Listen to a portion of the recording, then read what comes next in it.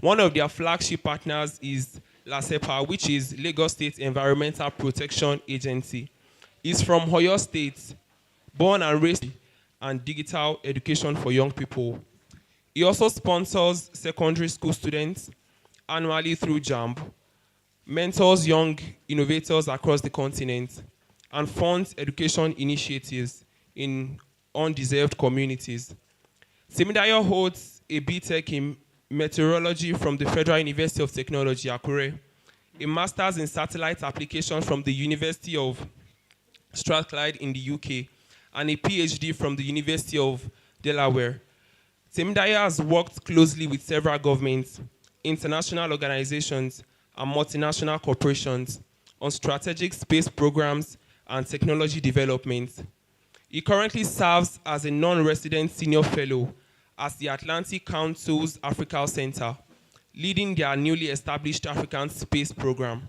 He's a member of the World Economic Forum's Global Future Council on Space Technologies and a research affiliate at the MIT Media Lab. He's also an active angel investor with a portfolio of over 40 African startups, spanning climate, data, fintech, and logistics. Temidayo's impact has been recognized globally. He was named a Kaman Fellow in 2020, the first African, and in 2021, he made Forbes African 30 under 30 list.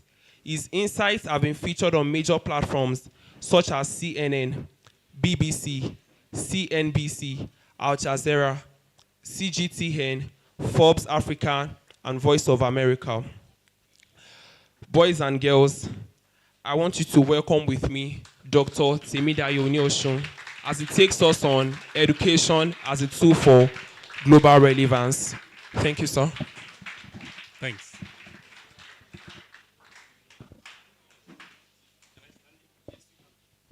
Okay. Thank you very much, and thanks to the organizer for the invitation. Um, so I'm supposed to be speaking on the importance of education for global relevance. How many minutes do I have? Okay. Yes, so I'm struggling to figure out where to start from, but it is very good to see everybody here. When I was growing up in this town, there were a lot of teenagers' activities that sort of like shaped us, and I'm glad to see that people are still doing this. So kudos to the organizers, and thanks to you guys also for coming out to learn today. Um, so a little about me. Over the next couple of minutes, I won't take up to 45 minutes because I've already spent too much time here. Over the next couple of minutes, I'll just tell you a little story about my journey and how I got to where I am today. And I hope that that would, probably inspire you guys or help you shape the dream of who you want to become in the future. So I grew up in this town. I grew up in Oyo. I grew up in Faraday, and I went to primary school in Ishokun. That's First Baptist Church Nursery and Primary School. Is there anybody from that school here? Oh, really? That's great. And I went to Aton for secondary school. Is there anybody from Aton here? Oh, okay. That's good. And so that is my, I spent 6 years in Aton. I spent like 7 years in First Baptist Church Nursery and Primary School. And I think I was a good student then, in primary school, I was a good student. I was one of the top students in my class.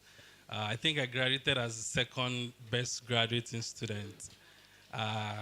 Thank you. But when I got to Aton, I became an average student. So I effectively moved from this, top student to like an average student. So I was usually in the middle of class.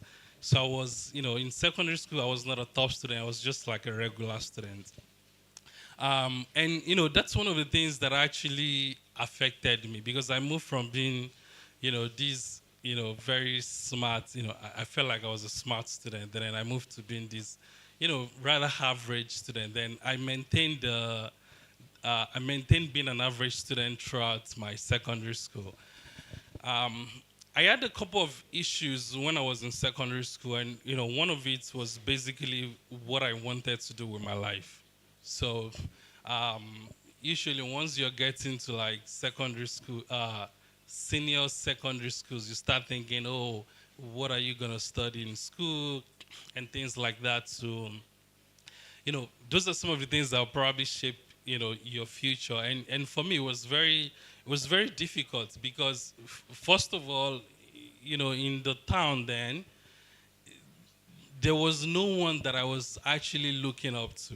So like, there was no one at the level that I wanted to be that I could look up to. So it was really difficult to like conceptualize, how I wanted my journey to be.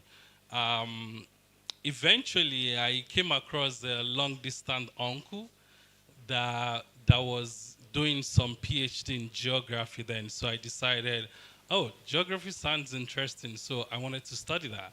And then at some point, a lot of my classmates were like, oh, they wanted to do engineering. And then at some point, I was like, okay, I also wanted to do engineering. I'm sure some of you in secondary school, you're probably in senior secondary school, you're probably facing this where, your friends want to study these, and then, you're also thinking, oh, maybe I should also study this, or let's go to the same university. Oh, you want to do engineering? Oh, I also want to do engineering. You want to do medicine? Oh, let me also go do medicine. And this is, I think, one of the problems that people usually face, where you're then you're copying people, but one of the fundamental problems with life is that people have different talents and people have different path and different routes. So if you follow what everyone else is doing, you're gonna get to a point in your life where things will become blurry because you don't have like the complete vision. And so for me, eventually, I decided to just do what interests me and not what everybody was doing. So when I was leaving secondary school, I applied for, is it JAM? Yes. I wrote JAM, and I wanted to study mechanical engineering then. My vision was I wanted to build a car that can fly and could also float in water. Those are like the big picture dream that I had when I was writing JAM for the first time. And so I figured that, doing engineering would help me achieve that. Unfortunately, I didn't meet the cutoff mark for JAM. Uh, the first time, no, not for JAM, for post UTME. I passed JAM, but I didn't get the cutoff mark for like, the university I wanted to go then. So I spent like a year, doing tutorials and all of those things. I hope they still do that. Okay, good. Yes, because those things were like really very helpful. Um, Eventually, I put in for JAM the following year, and I still put in for engineering, mechanical engineering. But during that 1 year period, I started developing like a new interest in space and astronomy. So I was reading some books that opened me up to like that particular field, and it's interest. I developed some level of interest in that. So eventually, I put in for mechanical engineering. I got an admission for mechanical engineering, and at another university, I changed my course from mechanical engineering to meteorology. So I had two options, and I needed to choose one. So I chose to study meteorology, which I'm sure most people don't even know what that is. How many of you know what meteorology is? Wow. Okay, meteorology is basically the study of weather. So it's like atmospheric physics. How many of you are science students here? Okay. Yeah. So, it's like physics, right? You guys know physics. You know what physics is, right? Yeah, so there's a branch of physics called atmospheric physics. So that's basically meteorology. It's like the study of weather, weather prediction and all of that. And so at that point, when I made a decision to study that, it was very stupid because nobody leaves engineering to study that. And I remember when I was leaving for school, at Owode, I met with one of my classmates then. And I told him that, I was resuming school then. And he asked the course I was studying. And I said, meteorology. And he laughed. And, to him, it was like, why would you go and study something like this? I'm saying this because, just to clarify to you guys that, like, people have different dreams and visions. And the path that would take you to, whatever you want to achieve is not the same. So don't copy the trends. Don't copy what your friends and all. Don't copy what they're doing. Just figure out what works for you, and pursue that. The person that laughed, when I told him that I was going to study meteorology, I think he wanted to study something like medicine. That year, he did not gain admission. And he was home for like an additional 2 years. And I was already in like maybe 300 or 400 level in my studies before I eventually got admission. And then he also didn't eventually study the medicine. He studied something else, I can't remember what I was.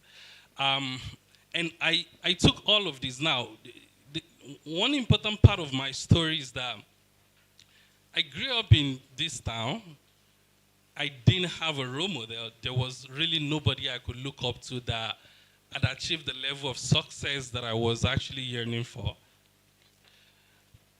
But I knew that I wanted to play at like a global stage. Like, I don't want to be, the trend then was basically simple. You finish from secondary school, you go to university, you finish from university, you get a job, and that was it. Like, that was the life basically. But I didn't want that. So I wanted something different, something much bigger than that. So I needed to look for a community and people that could actually inspire me to get to that level. You know, I was lucky because when I got into university, I went to FUTA, which is a great school, by the way. If you guys are looking for universities to go to for science-related courses, let me sell my university. So, it's a great university. And I was lucky when I got into FUTA, I met, people that were more exposed to like the global world than I was. And this is very important. Um, I think Oyo is growing, things are developing in Oyo. But if you're exposed to just this environment, the way you think, the way you even come up with dreams and visions, um, you know, would you be operating at a much lower scale compared to like what is possible for you? And this is also one of the reasons why when people graduate from secondary school in Oyo, it